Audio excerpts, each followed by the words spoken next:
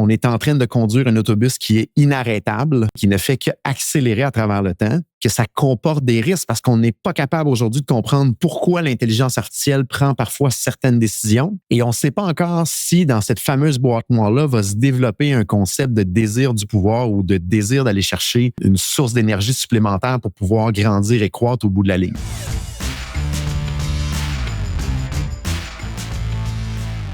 Donc, bienvenue à tous au podcast Hypercroissance en mode de discussion d'affaires, encore et encore et encore, avec Jonathan Léveillé pour nous parler d'intelligence artificielle. Et vous l'avez encore certainement vu, je n'ai pas ma belle voix mielleuse. Je suis beaucoup sur la route ces temps-ci et je n'ai pas toujours mon kit de podcast avec moi, mais je veux garder nos discussions d'affaires intactes. Jonathan, comment ça va aujourd'hui? En pleine forme, Antoine, aujourd'hui. Ça va super bien. Toi aussi, j'imagine? Yes, ça va bien. On fait un petit retour au pays dans les prochaines heures. On est le 20 mai 2025. On va venir voir ce qui se déroule à Montréal, au Canada, voir la famille, voir les collègues et peut-être essayer de comprendre un petit peu plus en détail des sujets importants, des sujets d'intelligence artificielle, d'interprétabilité que tu m'as mentionné avant le podcast. On parle de quoi ici? C'est quoi ça, l'interprétabilité? Écoute, Antoine, c'est un sujet que j'ai vu un article de blog passé du CEO d'Anthropic, qui est une des plus grosses entreprises au niveau de l'intelligence artificielle à travers le monde. Ils ont des modèles comme le modèle Claude et Sonnet qui sont très, très utilisés. Et il parlait de l'urgence de l'interprétabilité. Et là, ça m'a intrigué. Qu'est-ce qu'il voulait dire à propos de l'interprétabilité? Et quand j'ai commencé à lire cet article-là, je me suis rendu compte que, mon Dieu, il y a vraiment un morceau du puzzle, un morceau du casse-tête en tant qu'être humain qu'on n'a pas réussi à créer ou à trouver au niveau de l'intelligence artificielle. Il y a quand même un aspect inquiétant par rapport à ça. Fait qu'aujourd'hui, je voulais exprimer un petit peu qu'est-ce qu'il y avait dans cet article de post de blog-là que ce CEO-là a sorti parce que j'en avais entendu parler avant. Je n'y croyais pas, mais venant de lui, je me dis, c'est sûr et certain que c'est vrai. C'est sur son propre site, son propre blog à lui. Et je pense que c'est important qu'en tant qu'être humain qui utilise l'intelligence artificielle, on connaisse c'est quoi l'interprétabilité et c'est quoi l'enjeu à travers tout ça. Donc, je me dis, Antoine, on pourrait peut-être parler de ça. Je me demande, avais-tu déjà entendu parler ce terme-là avant qu'on en parle aujourd'hui ensemble? Absolument pas, donc je vais t'écouter avec beaucoup d'attention. J'explique. Je vais faire un parallèle avec l'humain. Quand on explique chez OpenMind et Code and Steel, c'est quoi de l'intelligence artificielle, quand on parle de LLM ou de modèle, je dis souvent c'est pareil comme un cerveau d'un humain. C'est comme si on avait mis un être humain au monde avec un cerveau au niveau d'une capacité d'un enfant et d'une manière très rapide, on va lui injecter des connaissances avec de la puissance de calcul qui permet de se sauver un petit peu de la quantité d'années normalement qu'il faudrait pour amener un cerveau d'un enfant à un niveau d'un expert ou même d'une personne qui est plus qu'un expert dans un sujet. On met de la puissance de calcul puis on réussit à lui injecter des connaissances qui soient générales ou spécifiques et ce cerveau-là finit par grandir et à être bon. Si on regarde l'être humain aujourd'hui, on a encore la difficulté à comprendre l'ensemble de comment le cerveau fonctionne. Donc, on a de la difficulté à interpréter tous les mécanismes qui fait qu'une personne va prendre une décision A versus une décision B. On a de la misère à comprendre encore les mécanismes, pourquoi quelqu'un parfois va mentir, pourquoi quelqu'un va avoir une soif de pouvoir, pourquoi quelqu'un va avoir un profil psychométrique qui va être peut-être plus un leader ou plus un exécutant. Donc, au niveau de l'humain, c'est encore un mystère, l'ensemble de l'aspect de l'interprétabilité de comment le cerveau fonctionne. Et on n'est pas capable encore aujourd'hui au niveau du cerveau humain d'être capable de dire précisément chacune des neurones sert à quoi, chaque morceau ou partie du cerveau sert à quoi et c'est quoi les liens entre les différents items du cerveau et les composants chimiques et tout ce qui se passe. Donc, le concept d'interprétabilité, c'est d'être capable d'interpréter quelque chose et de le comprendre du début jusqu'à la fin pour après ça être capable d'interpréter le raisonnement qui va y en sortir, les prises de décision et tout ce qui va avoir comme comportement autour. Donc, encore aujourd'hui, le cerveau, là, au niveau de l'interprétabilité, on n'est pas capable encore de dire à 100%, bien qu'il y ait eu beaucoup de recherches au niveau du cerveau humain, bien aujourd'hui, il y a encore beaucoup de choses qui sont un mystère. Dans les derniers mois, en m'intéressant beaucoup à l'intelligence artificielle, j'avais entendu des échos que ce qu'on a mis au monde au niveau technologique est une boîte noire. Donc, c'est un réseau de neurones numériques comme un cerveau d'un être humain où on va pousser de l'information à ce cerveau-là, il va nous retourner quelque chose. Et il va se passer quelque chose entre l'entrée et la sortie, comme un cerveau humain qui aujourd'hui, si je te parle, Antoine, il se passe quelque chose dans ta tête, je suis pas capable de deviner à quoi tu penses, ce que tu fais, mais à un moment donné, tu vas interagir avec moi, puis j'ai juste accès à l'entrée de ce que je t'envoie et à la sortie de ce que tu me renvoies. C'est la même chose avec l'intelligence artificielle aujourd'hui. Et ce que j'avais entendu dans les derniers trimestres, c'est que ceux qui ont mis au monde les premiers modèles, les premiers LLM et les premières intelligences artificielles ne comprenaient pas comment ça fonctionne à l'intérieur de cette fameuse boîte noire-là, de ce fameux réseau de neurones-là numériques qui n'est que des 0 et des 1 et des neurones qui sont artificiels. Et là, je me suis dit, écoute, Antoine, ça se peut pas. C'est impossible que ces gens-là aient mis une technologie au monde et ne comprennent pas clairement comment ça fonctionne à l'intérieur de ça. Et ça faisait quelques fois que j'entendais ce morceau-là, cette phrase-là ou cette logique-là. Et je me dis, ben non, ça fait aucun sens qu'en tant qu'être humain, on ait mis une technologie au monde qu'on utilise aujourd'hui aussi souvent, qui avance aussi rapidement en termes de capacité et qu'on ne soit pas capable encore aujourd'hui de comprendre vraiment comment ça se passe à l'intérieur de cette fameuse boîte noire-là qui est opaque. Jusqu'à temps que je tombe, il y a quelques jours de ça, sur justement l'article de blog du CEO d'Anthropic, Dario Amodei, que vous pouvez trouver sur son blog personnel et qui a pour titre « L'urgence de résoudre le problème d'interprétabilité ». Et il se met à expliquer exactement de A à Z ce qui se passe présentement. Et c'est un petit peu ça. On a mis au monde dans les dernières années une technologie qui est carrément une boîte noire, une boîte opaque, qui même les grands de ce monde, comme le CEO d'Anthropic, le fondateur, une des sommités en intelligence artificielle, qui lui-même a mis au monde des LLM, donc des cerveaux, des intelligences artificielles, n'est même pas capable d'expliquer clairement comment ça fonctionne à l'intérieur de ce qu'il a mis au monde. Et il explique un peu que c'est équivalent de on est en train de conduire un autobus qui est inarrêtable, donc c'est quelque chose qui est en marche, qu'on ne peut pas freiner, qui ne fait qu'accélérer à travers le temps et que ça comporte des risques parce qu'on n'est pas capable aujourd'hui de comprendre pourquoi l'intelligence artificielle prend parfois certaines décisions, pourquoi dans certains cas il va mentir et ou halluciner.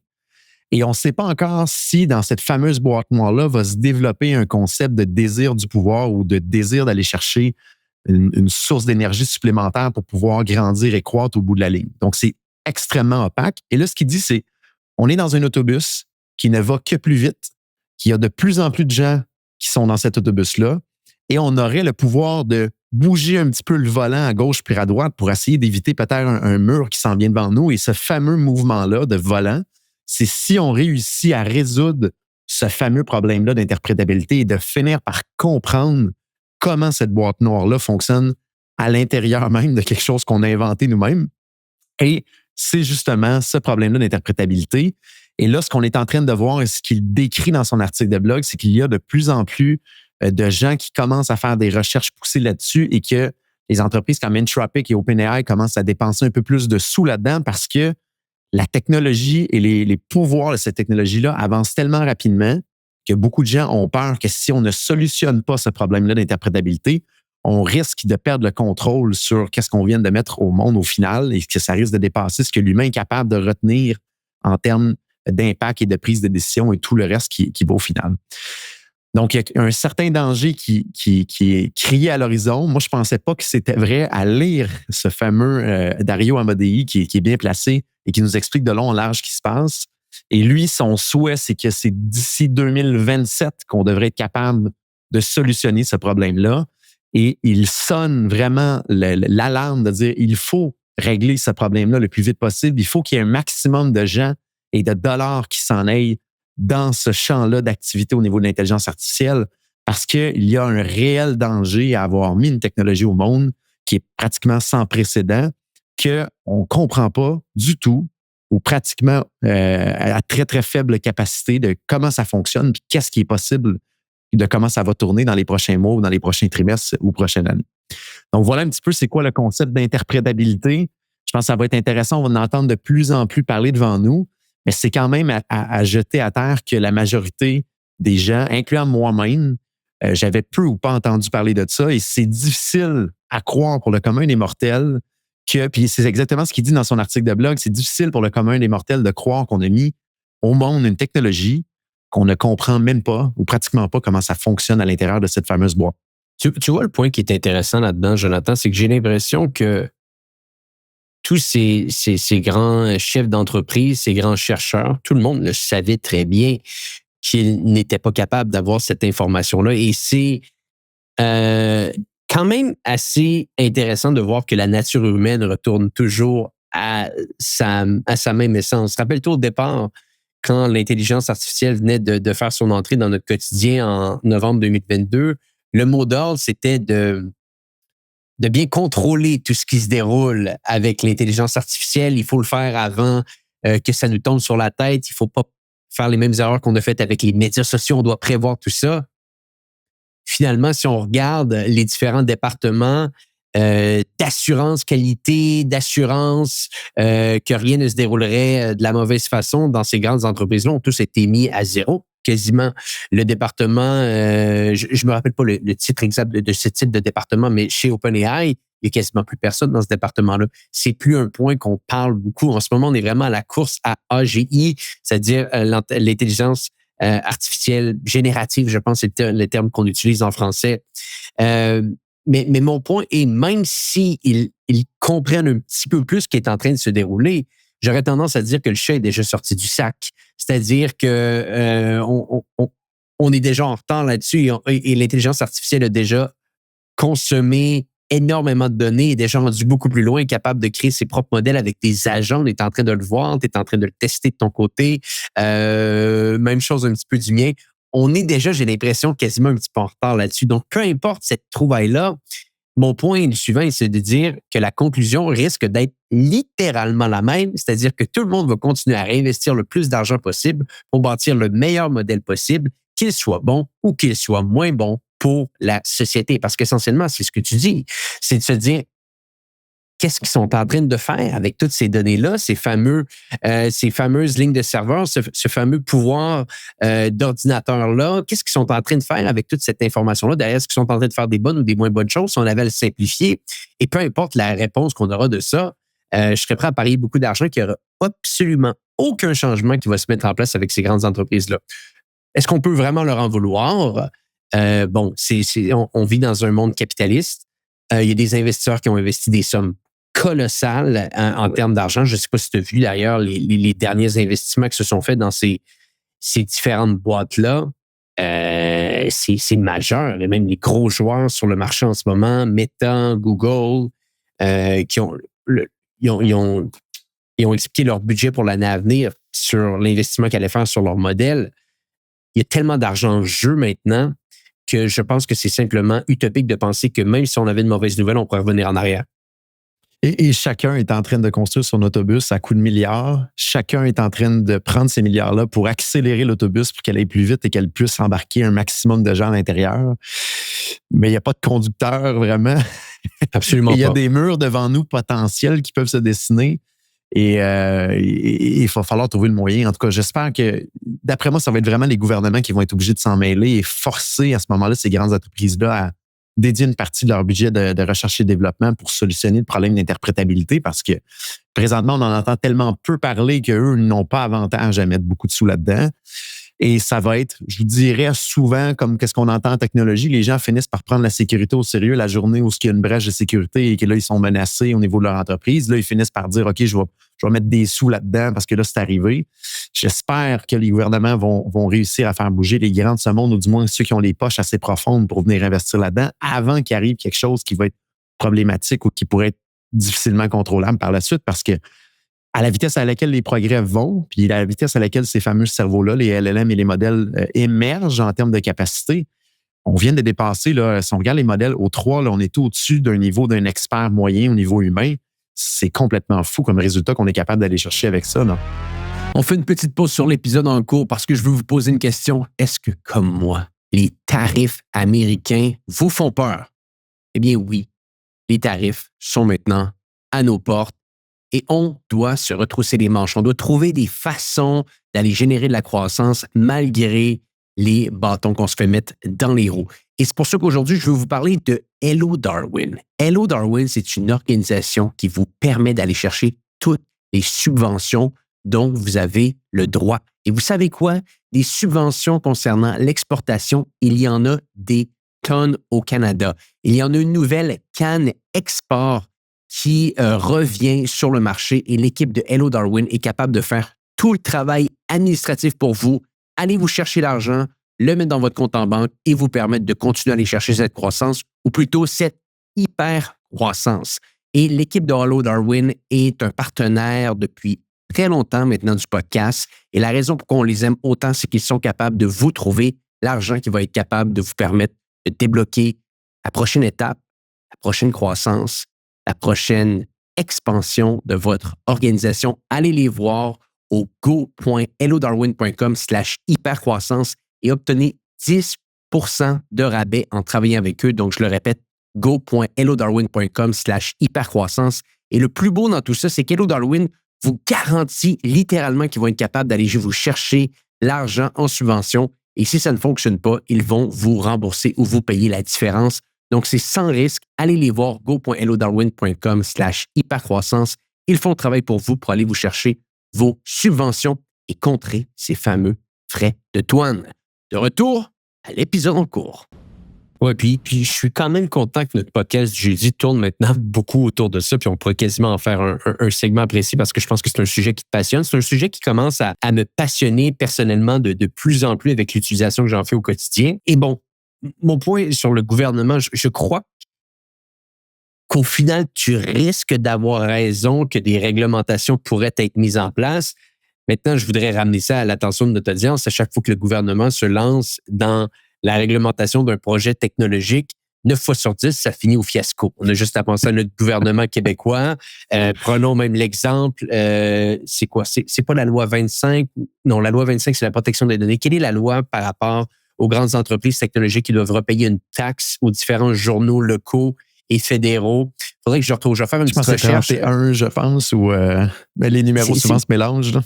Ouais, les numéros. On va s'y trouver la loi. Peut-être que tu peux faire une petite recherche, Jonathan. Donc, tu sais, c'est la loi qui oblige les Google, les Facebook de ce monde, les entreprises qui font plus d'1 milliard de dollars par année de revenus, de compenser les journaux locaux du travail qu'ils font. Et c'est pour cette raison-là, d'ailleurs, qu'il n'y a plus d'articles de journaux sur Facebook depuis un an et demi. Mais le point que je veux dire ici, c'est que le gouvernement s'est mêlé à ça pour aller essayer de chercher des redevances à partir de ces gros joueurs-là. Google s'est prêté au jeu. Meta a simplement arrêté la possibilité aux journaux de publier du contenu sur Instagram et sur Facebook, ce qui fait détruire le trafic de beaucoup de médias locaux et de médias fédéraux dans la dernière année. Donc, un autre endroit que je pense que la manière que le gouvernement s'est intégré ici n'a pas eu nécessairement des belles répercussions sur tout ça. On n'a qu'à penser par la suite aux taxes. Les taxes numériques qu'ils ont essayé de mettre en place, c'est un fiasco total. Tu aurais vu, Jonathan, les enjeux qu'on a eus avec nos clients parce qu'à un certain moment donné, le gouvernement obligeait Meta à mettre en place des taxes sur les publicités qui étaient mises en place, mais le gouvernement était simplement pas capable d'aller à la source et d'aller chercher cet argent-là. Donc, ils ont simplement abandonné et maintenant, tu n'as plus besoin de le faire. Donc, je vis dans le domaine technologique, tu vis dans le domaine technologique, tu as sûrement vécu de près ou de loin des intégrations ou plutôt ben oui, le terme est bon, des intégrations du gouvernement, des infiltrations quasiment du gouvernement dans des systèmes technologiques de la sorte. Plus souvent qu'autrement, c'est des fiascos. Et là, si en plus de ça, tu me parles d'intelligence artificielle, je préfère même pas y penser, sur des technologies qui sont d'une complication absolue. Donc, bref, à voir où est-ce que tout ça va nous mener. Moi, je pense que si on regarde le tout de manière objective et de manière opportuniste en tant qu'entrepreneur, il faut juste assumer que les modèles vont être de mieux en mieux et qu'à un certain moment donné, on risque de frapper un mur et on doit tous être conscients que ça va arriver parce que oui, c'est pas vrai qu'avec tout ce qui est en train de se mettre en place, il va y avoir que du beau. Il risque d'y avoir à un moment donné un certain défi qu'on va se mettre en place. Donc, soyez au courant. Et pendant ce temps-là, essayez de continuer à utiliser l'intelligence artificielle le plus possible. Et je pense que j'en ai parlé sur le podcast la semaine dernière, mais j'aimerais le remettre de l'avant. Je crois que si au moment où on se parle, vous êtes en train de gérer votre entreprise et vous êtes un petit peu plus loin de vos opérations et de comment le travail se fait en 2025, c'est une alerte que je vous remets en place. J'ai vraiment l'impression que le monde du travail est en train de changer et en ce moment, on le voit un petit peu comme un tsunami, c'est-à-dire ça se construit très, très, très, très tranquillement. Et je pense que tu avais utilisé le bon terme il y a peut-être un an de ça. On surestime le pouvoir de l'intelligence artificielle à court terme, on le sous-estime sur le long terme. C'est un peu ça, un tsunami, ça commence tranquillement, puis ultimement, ça devient immense et c'est inarrêtable. Moi, je crois que si vous êtes trop loin de ce qui se déroule au niveau purement opérationnel, remettez-vous, pardonnez-moi, les mains dans vos opérations. Comprenez comment que votre entreprise fonctionne en 2025 parce qu'elle risque de ne plus fonctionner, ou du moins, vos compétiteurs risquent de ne plus fonctionner comme ça d'ici 1 an, voire 2 ans. Il n'y a pas un département et pas un aspect qui pourrait ne pas être impacté par l'intelligence artificielle. J'en connais pas un en ce moment. Littéralement, je n'en connais pas un. Du moment que tu touches à quelque chose dans ton entreprise, tu te rends compte, il me semble que ça pourrait être fait différemment. Plus tu rentres un petit peu dans le jeu, puis tu te rends compte que ça peut être 10, 100, 200 fois mieux si tu mets les bons outils en place. Et là, en plus, je ne sais pas si tu as vu, il y a eu Codex qui a été lancé avec OpenAI. On a fait une annonce avec Satya Nadella et Sam Altman hier ou il y a 2 jours de ça, je pense. Mais bref, c'est assez exceptionnel, ça aussi. Là. Littéralement, OpenAI rentre également dans cette catégorie d'agents qui vont pouvoir littéralement coder de manière indépendante pour toi et faire d'autres tâches de manière indépendante pour toi. Tu as vu un peu la nouvelle sur Codex? Je ne sais pas si tu avais une opinion sur le sujet. Oui, c'est hallucinant. Mais on a des outils qu'on utilise partiellement similaires à ça.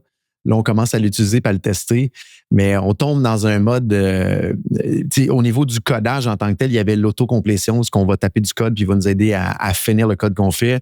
Il y a le côté agent qu'on voit qu'on est capable de lancer un agent qui va faire quelque chose. Là, le prochain step, c'est les fleet agents, dans le fond, les multi-agents qui peuvent rouler en parallèle avec des spécificités. Et là, c'est là qu'on tombe un petit peu dans ça avec Codex, que ça peut rouler en parallèle, comme si on avait plein d'humains qui roulaient en parallèle avec des capacités d'experts spécifiques.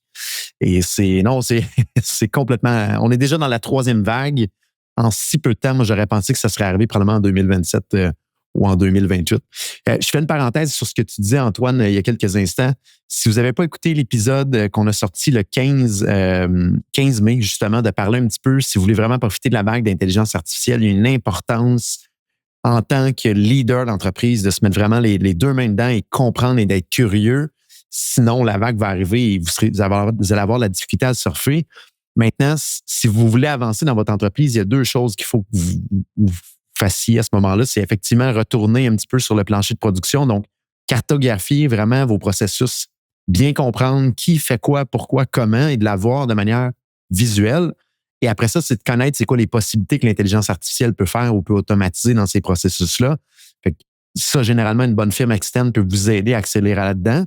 Je prêche pour ma paroisse. Si jamais vous voulez venir vous faire accompagner par OpenMind, c'est le genre de service qu'on offre, de cartographier les processus et d'expliquer qu'est-ce qui est possible aujourd'hui même d'automatiser à l'intérieur de ces processus-là par l'IA. Mais maintenant, comme tu dis, Antoine, ça part par le leadership. C'est pas vrai que ça va être les gens en dessous de vous qui vont probablement porter le flambeau. Si vous voulez vraiment être au devant de la parade puis venir monétiser ce gain-là potentiel qui est disponible, faut que ça parte du haut de l'organisation pour découler vers le bas. Sinon, il y a quelqu'un d'autre dans votre compétition qui va le faire puis qui va venir saisir ce gain-là qui est disponible. Et pour ceux qui connaissent un peu moins l'intelligence artificielle, je reviens à ce que j'expliquais tantôt. Les modèles qui existent aujourd'hui, c'est comme un cerveau. C'est comme si vous auriez à votre disponibilité aujourd'hui accès à un paquet de cerveaux humains qui vous coûte une fraction de 1 cent à l'utilisation. Et ces cerveaux-là, si on leur donne les bonnes instructions, bien, ils vont être capables de faire une bonne partie du travail dans certains processus, égal, sinon mieux qu'un humain, et souvent plus rapide. Donc, on en est rendu là aujourd'hui. Ça avance à une vitesse incroyable et ça va être le fun de voir dans 6, 12, 18 mois, on va être rendu où.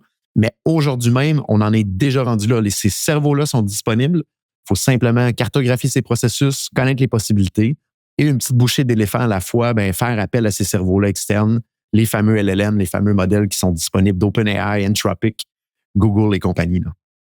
Et c'est tellement important. 2 choses que j'aimerais rajouter là-dessus. Tellement important vraiment que ça devienne, selon moi, du haut dirigeant, du fondateur, du président, de la présidente.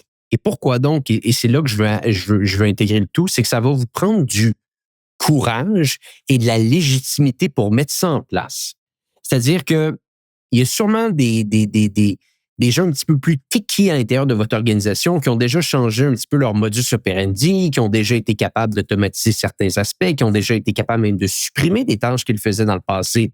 L'enjeu maintenant, c'est que cette information-là soit uniquement en silo d'une ou deux personnes et qu'elle ne soit pas en train d'être intégrée à l'entièreté de votre organisation pour venir, utilisons un bon terme anglophone qu'on connaît très bien, disrupt notre propre organisation. Et je pense que c'est important de le faire pour nous-mêmes avant que quelqu'un le fasse pour nous.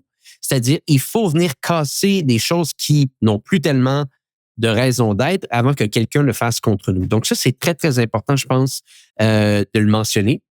Il y a un autre point que je voulais mentionner, j'ai trouvé le nom de la loi, c'est la loi C-18, qui oblige les gros joueurs technologiques à donner des redevances. Donc, si on se rappelle, on en avait parlé il y a à peu près 1 an de cela, ça oblige les Meta, les Google de ce monde. Meta dit, bon, vous voulez que je paye les journaux des centaines de millions de dollars par année? Parfait. Il n'y a plus aucun journal qui a le droit de publier sur ma plateforme. Après qu'on soit d'accord ou qu'on ne soit pas d'accord avec cette approche-là, Meta a le gros bout du bâton sur ce qui se déroule sur sa plateforme et elle peut le décider. Donc, tu vois, ça, c'est une intégration du gouvernement qui, au final, a pas tellement eu de bénéfices pour un paquet de joueurs locaux, des journaux locaux, des médias locaux qui voulaient utiliser les différentes plateformes sociales pour faire un maximum de bruit.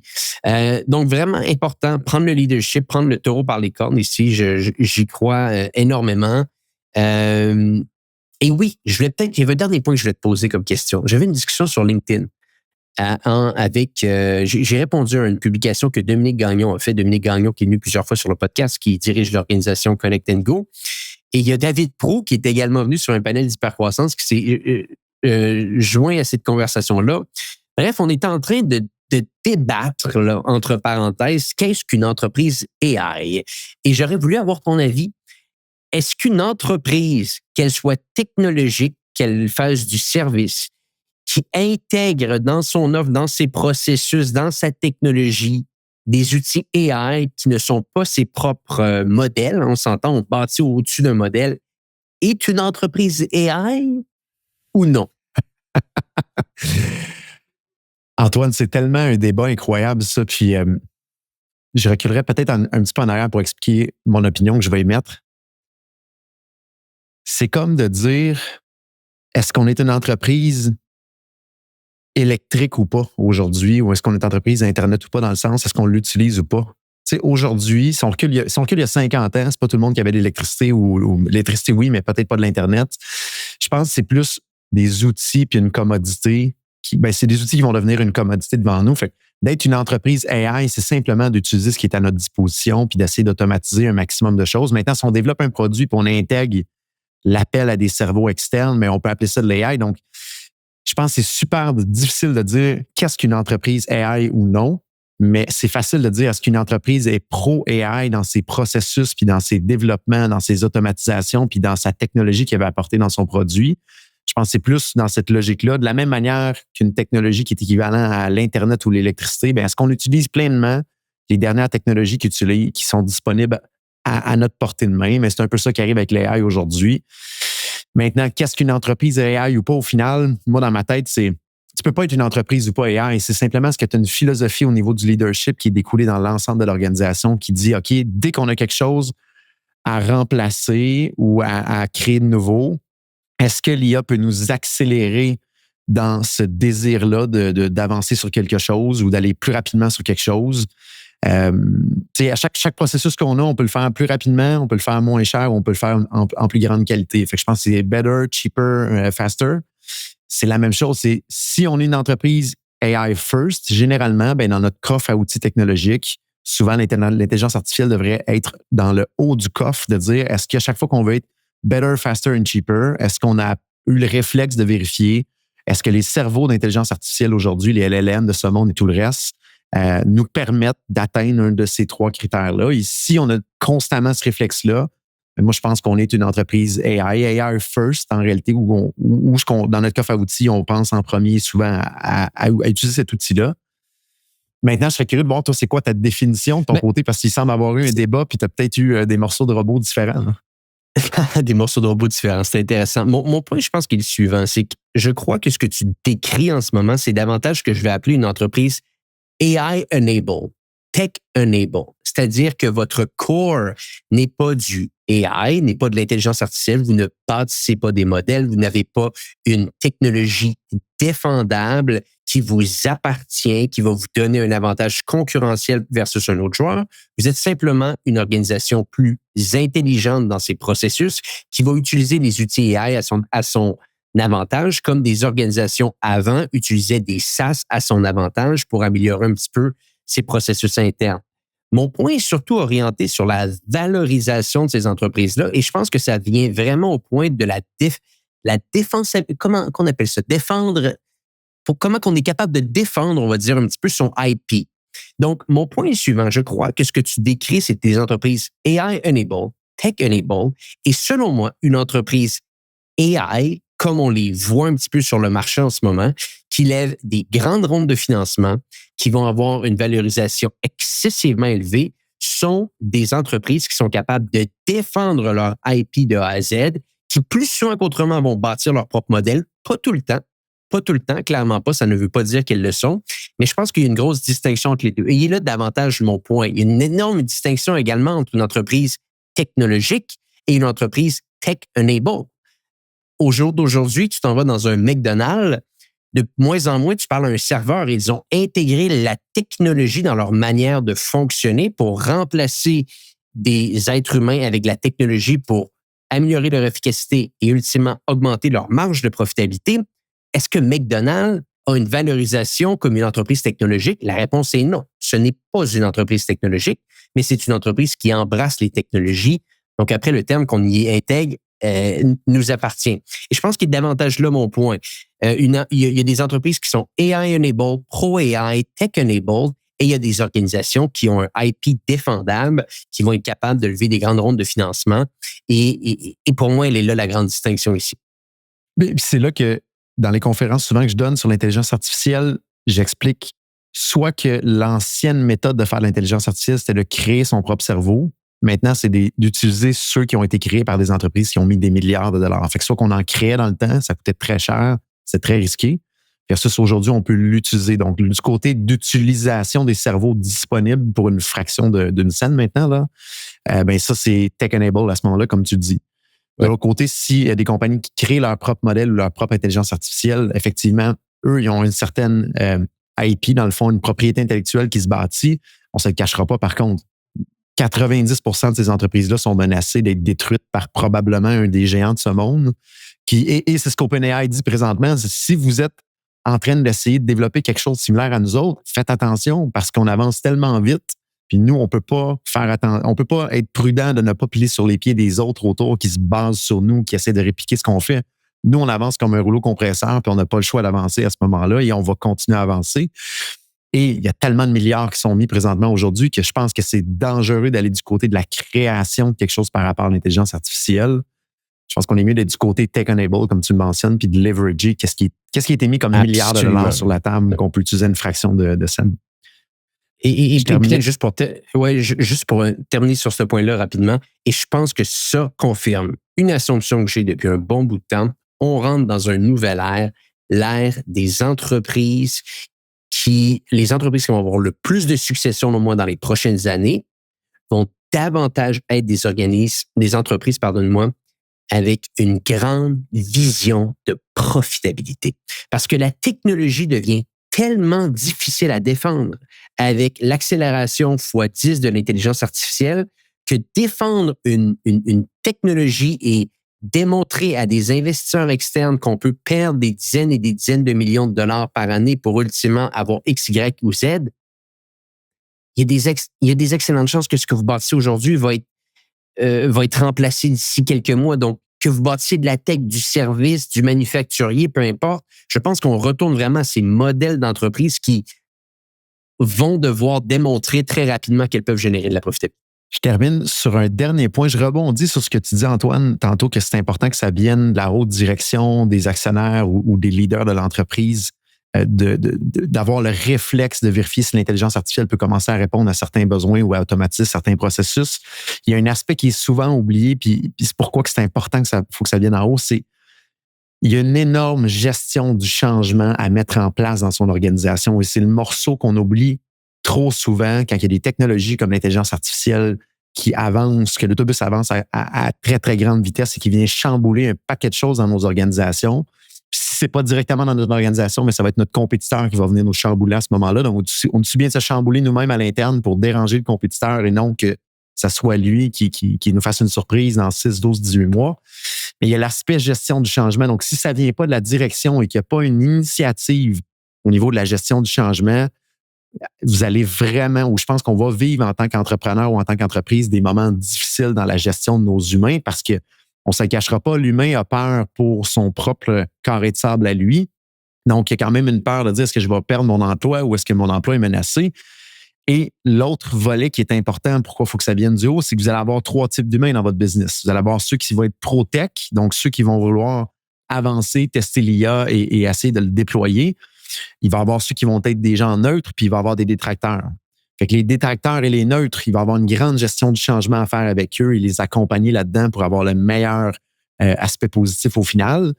Et le dernier persona, c'est ceux qui sont tech first. Mais eux, il va falloir leur donner des budgets, il va falloir leur donner du temps, puis il va falloir leur donner des responsabilités, puis de la corde à ce moment-là pour qu'ils puissent se promener, du lousse dans la corde pour qu'ils puissent se promener dans l'organisation.